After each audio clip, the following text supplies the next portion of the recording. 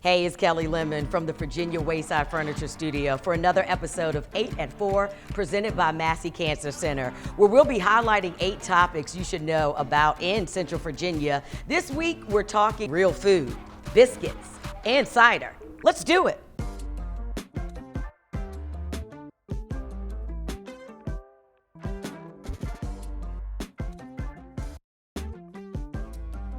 Breakfast food can be one of the best meals of the day. Call it brunch and it's even better.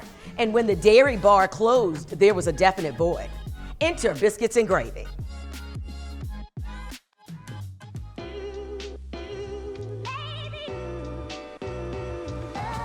I'm Ryan Oliver. I'm the Director of Operations for Tang Biscuit, Biscuits and Gravy. I'm from Louisiana, born and raised, moved up to Richmond about 8 years ago.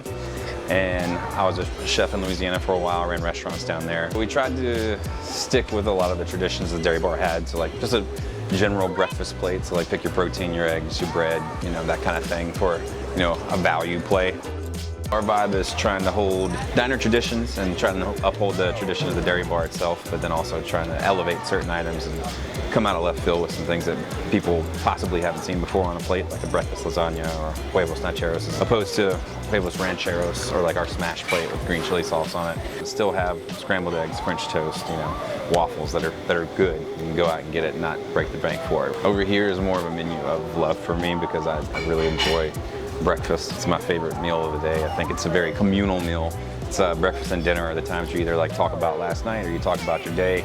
And I think those are very good things to have in our community. Like a meal together is a very intimate occasion. And so I like the fact that we have breakfast and like a southern down-home breakfast with some New Orleans influence. So I think that's all good vibes for us. I'll meet up with Ryan a little later in this episode. We're all looking for ways to support our future, and Black girls need as much of that support as others. Check out Angela Patton and the community of growth and support that is Girls for a Change.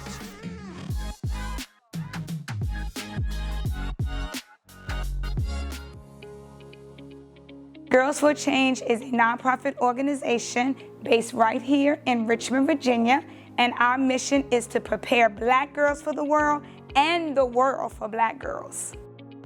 Girls for Change was started because I was literally looking out of the window in my community and saw that Black girls were unheard, they were not seen or celebrated, and I wanted to stand in the gap. We make sure that our girls think about issues in their community that they want to see change, and they have a space where they feel like their voices are amplified.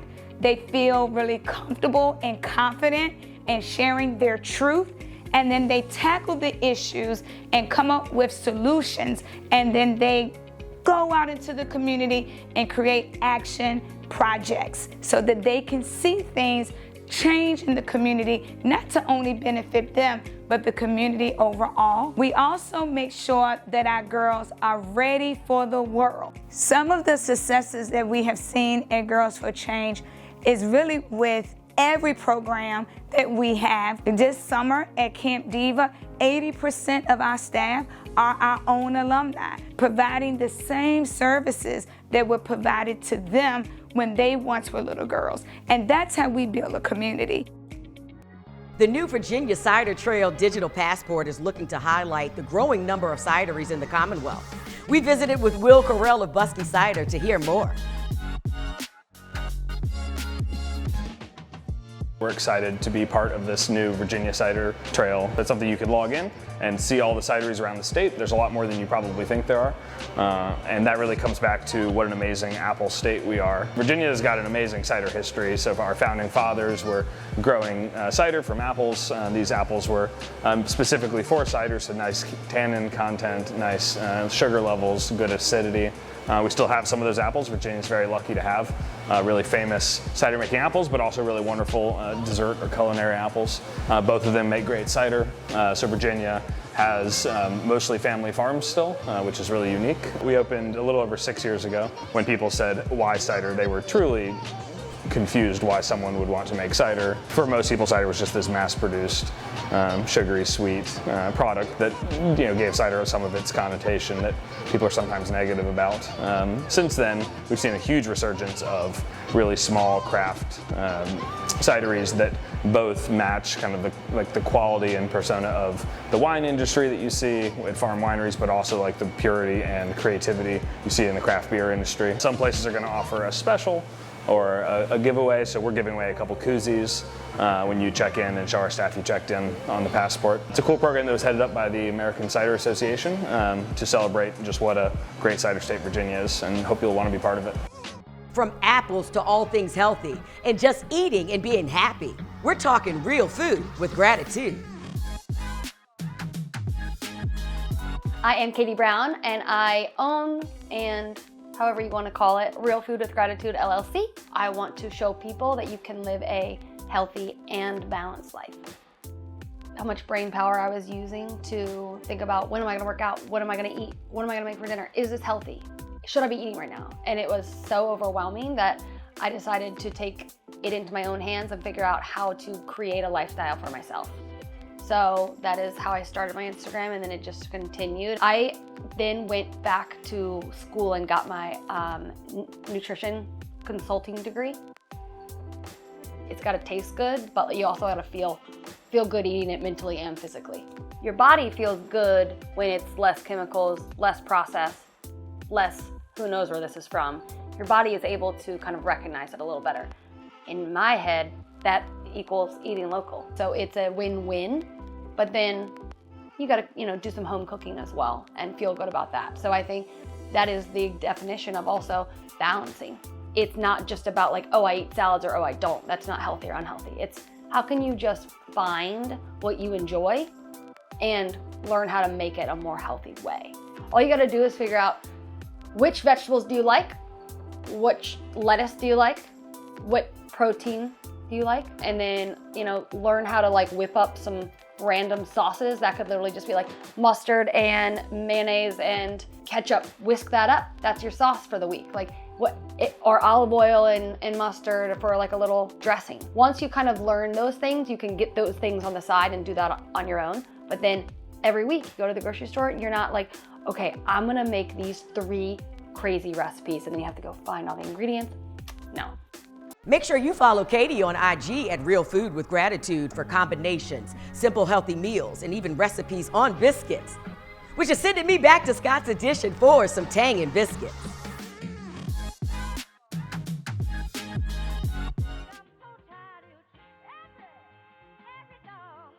Ready to play shuffleboard, huh? The object is just shoot your biscuit with your Tang down to the other end. Yellow always starts. And this is the Tang. Yes. And that's the biscuit. It is. Hence the name. Hence the name. Okay. To score, you have to be flush in the blue space. So if you're here and you're touching the black, that is not a scoring point. The only line that matters is this guy, so if you're still in this one, it's still -10. All right? Then if you're shooting this way and you see those 2 lines with that blank space in the middle right there, that's called the dead zone. So if we shoot a biscuit in there, that is not a defensive position. So you can't play defense there, and we would have to remove that biscuit before the next shot. Nothing cancels. It's not like cornhole. You play across from your teammate, or if we're playing one-on-one, this is how we would play. But if we had a teammate, they would be on the other side. And then you can either play 8 frames, or you can play to 75. Those are usually what we tell our guests to do. You want to keep contact with the floor as best as possible. And you want to come up to it like this, and then you just kind of use your momentum and push it. It's more of a push than a stab. They all play differently just because of how they're built. I mean, they're leveled out to the degree you need to be leveled out, but some might have a little more wax on them because the courts are waxed. Some biscuits might slide differently because we wax those at the beginning of the shift. So depending on how many divots or how much wax is on it, it'll play either faster or slower. There you go.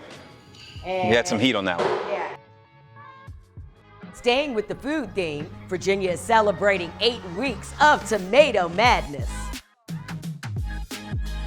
If you've lived in the Central Virginia area for a while, then you know our love for local tomatoes. And for 8 full weeks, we get to enjoy eating them straight from Village Garden RVA in Hanover. They have partnered with Barbersville Wines and Duke's Mayonnaise to bring the Summer Supper Psalm series back this year, featuring 21 events around the Commonwealth.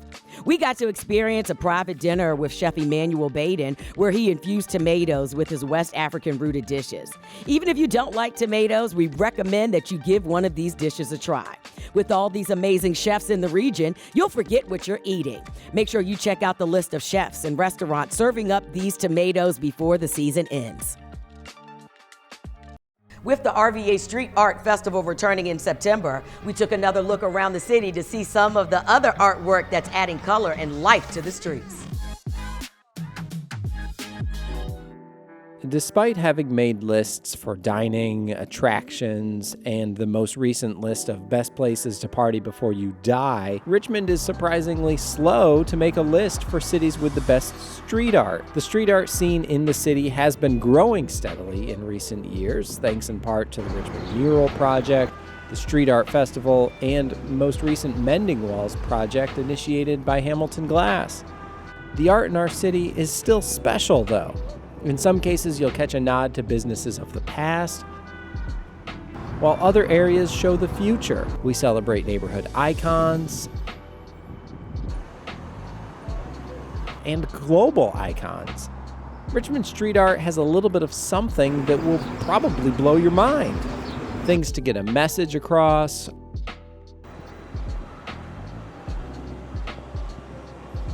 or in some cases, just things. But wherever you're coming from or however you look at it, Richmond street art has something that will catch your eye.